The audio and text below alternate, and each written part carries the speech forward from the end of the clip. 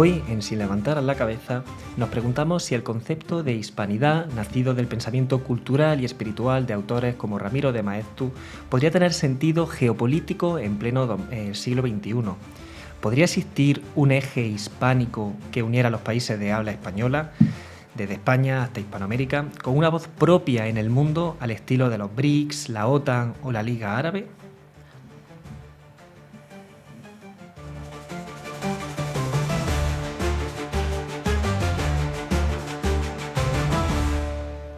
Cuando hablamos de hispanidad, todos tenemos una idea intuitiva, pero no siempre es la misma. Algunos asocian con la historia del Imperio Español, otros con la lengua, incluso con la religión o con la cultura. A veces se considera como un sentimiento de comunidad entre pueblos a ambos lados del Atlántico. Pero, ¿qué significa realmente este concepto? ¿De dónde viene y qué vigencia puede tener hoy? Para entenderlo, he querido centrarme en un autor, Ramiro de Maeztu, que a principios del siglo XX, en plena caída del Imperio Español, de su último reducto, Cuba y Filipinas, quiso plantear esta idea en un libro llamado Defensa de la Hispanidad, una lectura, la verdad, muy amena y que os recomiendo a todos los espectadores. En esta defensa de la hispanidad, Ramiro de Maeztu se preguntaba qué diferencia realmente el España de Francia o Reino Unido y qué es lo que nos identifica y nos une culturalmente. Maeztu, como bien digo, había vivido esa caída del imperio, las guerras, la crisis moral de Europa y el auge del materialismo político. Y desde esa experiencia plantea la hispanidad como una respuesta, una forma de reconciliar la herencia espiritual y cultural en España con la modernidad. Y aquí hago mucho hincapié cuando hablo de esa parte espiritual, ya que para el autor hay un componente muy importante como el alma, podemos decir, de esa esencia hispana. Para Maeztu la hispanidad no era un proyecto político ni económico, él no era un pensador político como podía ser Marx o tantos otros. Él lo que plantea es una comunidad espiritual y moral, una manera de ver el mundo basada en 3 ideas clave: la fe cristiana como raíz de la ética que hay en la hispanidad, la lengua española como vehículo de unidad y una cierta noción de servicio y justicia social frente al individualismo liberal y al materialismo comunista de su tiempo. Tenemos que tener en cuenta que cuando escribe o cuando se publica Defensa de la Hispanidad es en 1934, un momento en el que ya había existido un auge del fascismo en Italia, del comunismo tras la Revolución Rusa de 1917 y en otros países de Europa e incluso Norteamérica el liberalismo político. Y ya lo que plantean no es en sí un análisis político, sino una nueva forma de entender este fenómeno. En sus propias palabras, la hispanidad no es una raza ni una nación, sino una familia de pueblos que comparten un mismo espíritu. Y esto es muy importante recalcarlo. Su visión no era una visión como podría ser la herencia del romanticismo alemán del siglo XIX, una visión racial que después puede degenerar en cosas como el nazismo. Es todo lo contrario, lo que busca en base a unos criterios, a un espíritu común, algo que identifique esa raíz hispana. Con el paso de los años, esta idea fue interpretada de muchas maneras, desde un ideal filosófico hasta un instrumento político como quiso hacer Franco, lo que lo cargó de connotaciones que a día de hoy hace que sea una visión compleja. De hecho, recientemente hemos tenido el Día de la Hispanidad, el 12 de octubre, y ha sido, siempre un tema polémico y complicado porque hay gente que lo considera como golpe en el pecho imperialista y otra gente que tiene una visión pues, distinta de hermandad entre pueblos. De hecho, para Maeztu es más ese segundo sentido, una esencia que llama a reconocernos en lo común, a mantener viva una identidad compartida que no se defina por la conquista, sino por una herencia cultural y de lengua. El término hispanidad resurgió con fuerza en la segunda mitad del siglo XX con un tono distinto, más cultural y cooperativo. De hecho, en 1991 se crean las Cumbres Iberoamericanas, que reúnen a los jefes del Estado de España y Portugal con el resto de países, tanto hispanoamericanos como lusoamericanos, que principalmente de Brasil. Fue un intento de actualizar esta idea, una comunidad iberoamericana de naciones iguales, unidas por la lengua, la historia y la cooperación. También se consideraron otro tipo de instituciones como la Secretaría General Iberoamericana, la Organización de Estados Iberoamericanos, la Comunidad Iberoamericana de Naciones, que tratan de hacer de una forma práctica lo que Maeztu ya intuía en un plano moral. Pero más allá de todo esto, la hispanidad se ha mantenido viva a nivel cultural, en el idioma español, en la literatura, en la música, en el cine, en la forma de entender la vida. Mario Vargas Llosa hablaba de una patria compartida de palabras, o Gabriel García Márquez, que decía que la lengua española nos une más que cualquier frontera. Tenemos que tener en cuenta que el español es la segunda lengua materna más hablada del mundo, solo por detrás del chino mandarín. Tanto es así que 500 millones de personas en todo el mundo la tienen como primera lengua, como lengua materna, y si contamos la gente que lo estudia, estamos hablando de 600 millones de hablantes. Son más de 21 países los que lo tienen como idioma oficial, y su crecimiento es especialmente fuerte, por ejemplo, en Estados Unidos, donde se calcula que 1 de cada 4 habitantes será hispanohablante en el 2050. Y tenemos que tener en cuenta esto, que es muy importante a lo largo de este programa, porque el idioma no solamente transmite cultura, también genera negocio, turismo, educación y facilita mucho la diplomacia. Por tanto, si la hispanidad alguna vez pudo ser considerada comunidad espiritual, hoy también es una realidad económica y cultural de primer orden. Lo interesante de ver cómo evoluciona este concepto es que para Maeztu era una defensa de valores frente a la modernidad europea y hoy podría interpretarse como una defensa de la diversidad frente a la globalización. Estamos en un mundo multipolar donde grandes potencias están marcando el rumbo. Estados Unidos, China, Rusia o una agrupación como puede ser la Unión Europea. En todo este caos, la hispanidad podría representar una forma de afirmación cultural, una voz propia en el concierto internacional, basada en un idioma, una herencia y una manera de entender la convivencia. Y otros países ya han hecho uso de ello. Por ejemplo, Francia con la francofonía, una red cultural que une a países muy distintos pero conectados por el francés. O, mejor aún, el mayor exponente, en mi opinión, Reino Unido con la Commonwealth. Hoy, cuando hablamos de hispanidad, ya no nos referimos a un proyecto imperial ni a un bloque cerrado. Hablamos de una comunidad que, aunque fragmentada, comparte valores, lengua y cultura y tiene una influencia creciente en el mundo gracias a su peso demográfico, su poder cultural y su potencial económico.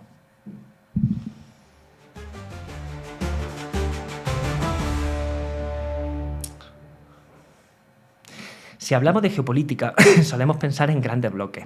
La OTAN, cuando hablamos de defensa, la Unión Europea, cuando hablamos de política y economía, o la Liga Árabe, cuando hablamos de religión y lengua, o incluso los BRICS, que es un mejunje de potencias emergentes que intentan equilibrar el peso del mundo occidental.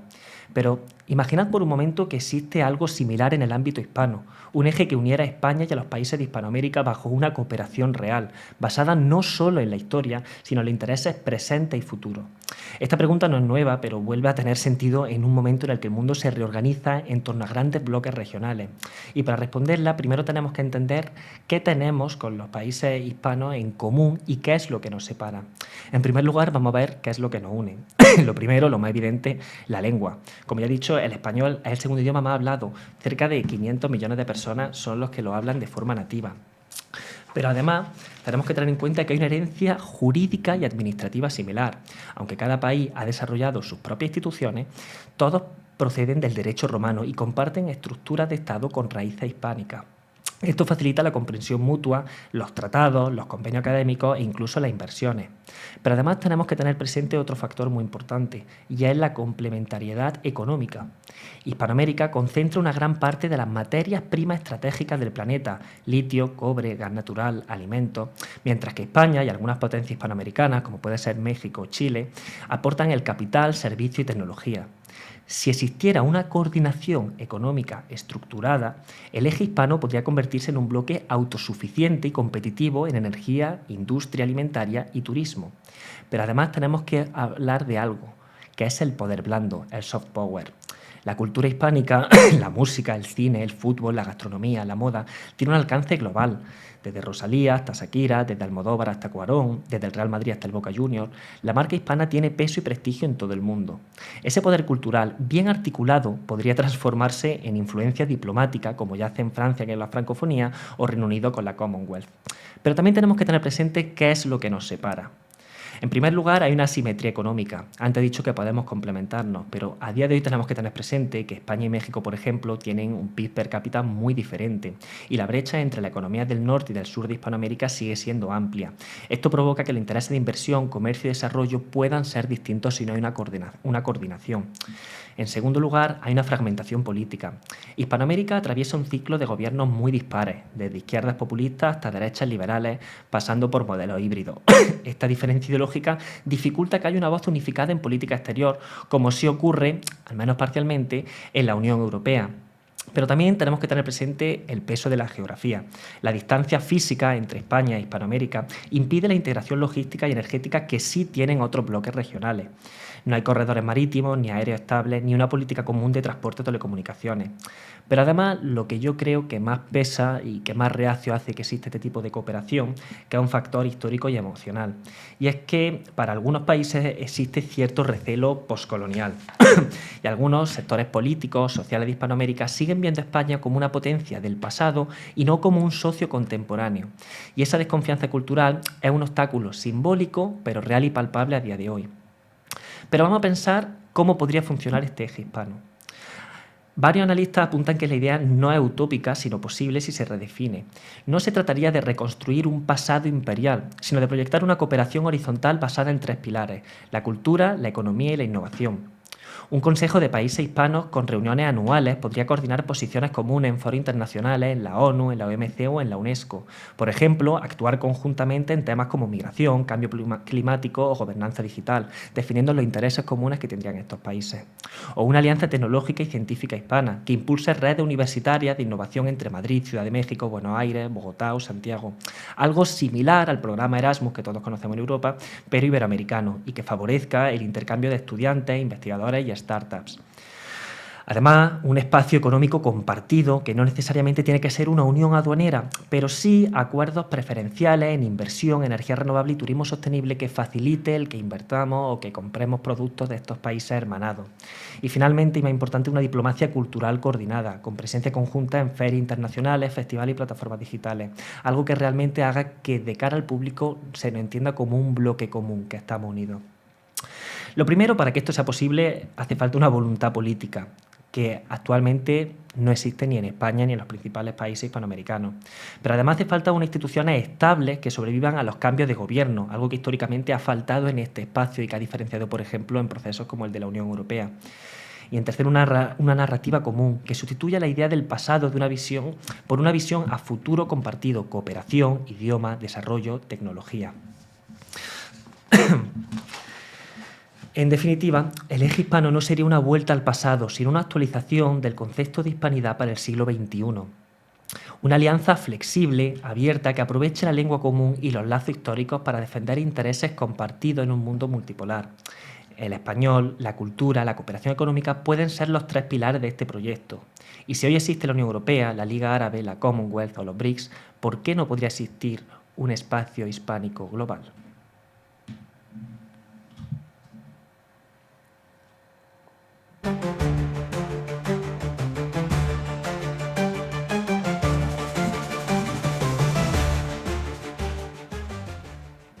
Ahora vamos a ver cómo sería ese bloque de la hispanidad frente a las potencias emergentes. Actualmente vivimos en una época de reordenamiento global. El poder ya no se concentra en unas pocas naciones occidentales, sino que se reparte entre grandes polos regionales. Estados Unidos sigue dominando en el terreno militar y tecnológico. China se ha convertido en una gran potencia económica en el siglo XXI. India emerge con fuerza por su demografía y su industria. Y Rusia, aunque actualmente está desgastada, sigue proyectando influencia en la vía militar y energética. En este tablero, la pregunta inevitable: ¿qué papel puede jugar el mundo hispano? ¿Existe un espacio para la hispanidad en este nuevo equilibrio global? El mundo hispano, si lo entendemos en un sentido amplio, incluyendo España e Hispanoamérica, parte de África y Asia con presencia cultural o lingüística, representa alrededor del 9% del PIB mundial. Sin embargo, carece de una voz unificada pese a tener una lengua común. Mientras los BRICS avanzan con un banco de desarrollo propio, la Unión Europea actúa como bloque político y la OTAN coordina su defensa, los países de habla hispana siguen funcionando de forma desconectada, incluso compitiendo entre sí en mercados similares. Esto convierte a la hispanidad en un espacio cultural inmenso, pero geopolíticamente disperso. Y sin embargo, si se pensara como conjunto, el mundo hispano tendría todos los ingredientes para ser un tercer polo entre los grandes bloques internacionales, debido principalmente a un buen tamaño demográfico, una gran cantidad de recursos naturales que se necesitan en el mundo, presencia global, tanto por su lengua como por su cultura, y una red de afinidades históricas y jurídicas que ningún otro espacio comparte. Estamos viendo que existe una Unión Europea con las miles de guerras que ha habido en territorio europeo a lo largo del tiempo, con unas dificultades lingüísticas tremendas, con economía y políticas distintas, y que ellos se han conseguido, o nosotros hemos conseguido, organizarnos en ese plano. Sin embargo, en la hispanidad, teniendo mucha más facilidad en ese ámbito, estamos viendo truncadas todas las posibilidades.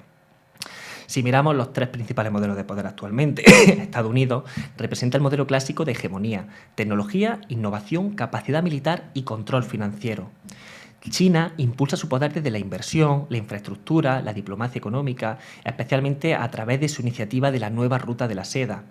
Y la India, un nuevo agente que ha entrado en este tablero, apuesta por la tecnología y el capital humano, con una población joven y un crecimiento sostenido superior al 6% anual. Cada uno de estos modelos muestra una cara distinta del poder moderno, el militar, el industrial y el demográfico tecnológico. El mundo hispano, en cambio, tiene una oportunidad diferente. No puede competir por la fuerza ni por la escala industrial, pero sí puede influir por su capital humano, su biodiversidad y su cultura. Su fortaleza potencial está en la cooperación energética, la sostenibilidad y el poder blando, algo que el mundo del siglo XXI empieza a valorar cada vez más. Uno de los desafíos más claros sería el ámbito tecnológico. Hispanoamérica produce talento en ingeniería, informática y biotecnología, pero gran parte emigra o trabaja para corporaciones extranjeras. España, por su parte, tiene ecosistemas de innovación en sectores punteros, energías renovables, gestión del agua, telecomunicaciones, que podrían servir como un motor de transferencia tecnológica para toda la comunidad hispana. No sería como antiguamente el núcleo, la parte del país que conquista, que domina, sino el que impulsa, el que ayuda a crecer al resto de países hermanados. Si existiera un bloque hispano coordinado, podría especializarse en energías limpias, recursos sostenibles y tecnología social, campos en los que posee ventajas comparativas y competitivas con otros países. México, Chile o Argentina tienen litio y cobre. España, experiencia en renovables y financiación europea. Colombia y Perú, biodiversidad única para investigación farmacéutica. Un eje hispano de energía y tecnología sería una alternativa real a la dependencia asiática y norteamericana, que es un gran problema que encontramos actualmente en Europa. Y en el ámbito digital, el español es un idioma en expansión, que puede reducir la brecha tecnológica si se desarrolla contenido, software y educación en la propia lengua.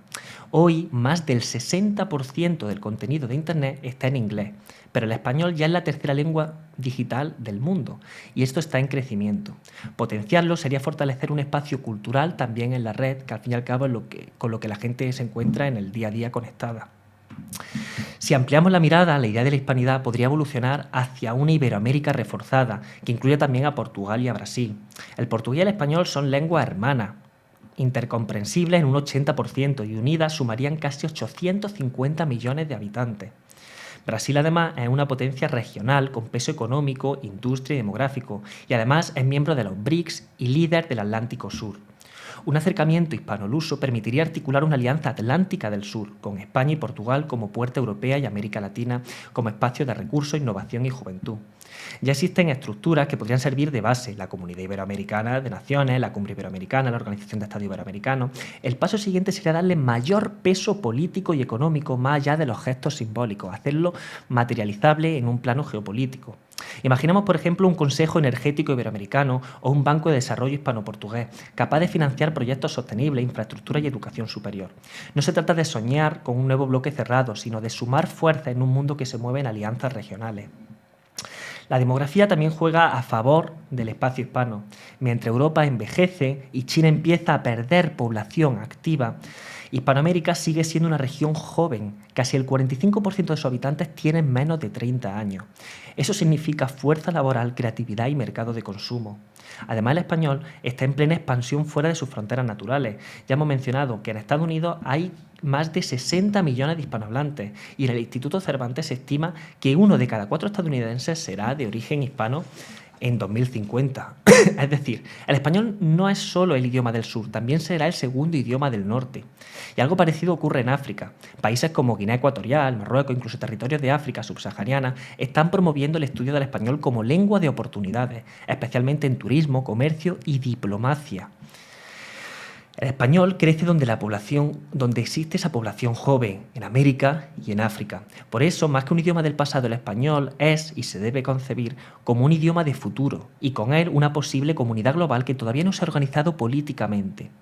Y aquí es donde vemos que tenemos una oportunidad histórica. El mundo hispano no tiene que competir con los grandes bloques en fuerza militar o tamaño industrial. Su valor está en otro sitio, en una cohesión cultural, un capital humano, una diversidad ambiental y una capacidad de diálogo entre continentes. La hispanidad podría ser en el siglo XXI el puente entre Europa y América, entre el norte y el sur, entre el Atlántico y el Pacífico. El reto es pensarla no como nostalgia, sino como estrategia de cooperación. No como una idea del pasado, sino como una forma moderna de estar en el mundo. Porque frente a las grandes potencias que buscan dominar el espacio hispano, podría aspirar a conectar, a equilibrar y a humanizar las relaciones internacionales. En un mundo donde todo se mide en poder, producción o influencia, el mundo hispano tiene algo distinto que ofrecer. Una herencia cultural compartida, un idioma que crece, una juventud creativa y una visión del ser humano que pone énfasis en la comunidad antes que en la dominación. Si los países hispanos supieran reconocerse como parte de un mismo eje, si España mirara más allá del sur y de Hispanoamérica y confiara más en su propia voz, podríamos hablar no de una potencia militar o económica, sino de una potencia humana y cultural con alcance global. Y esta sería la verdadera defensa de la hispanidad del siglo XXI.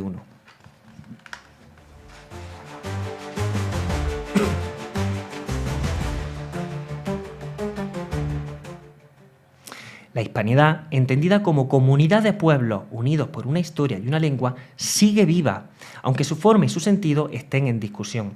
Tal vez el desafío del siglo XXI no sea reconstruir un pasado, sino proyectar una cooperación moderna basada en lo que nos une, el idioma, la cultura y una visión compartida del ser humano.